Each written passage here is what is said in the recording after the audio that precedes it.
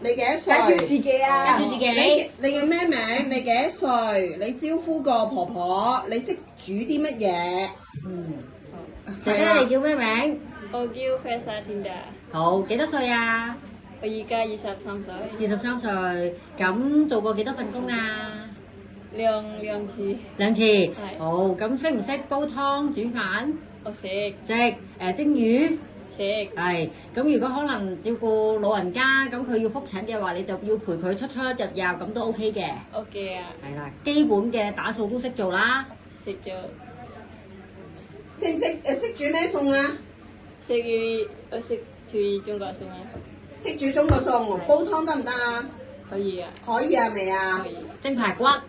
如果星期日放唔到假，補翻錢俾你 O 唔 OK？ OK， OK，你使唔使你會唔會拜神㗎？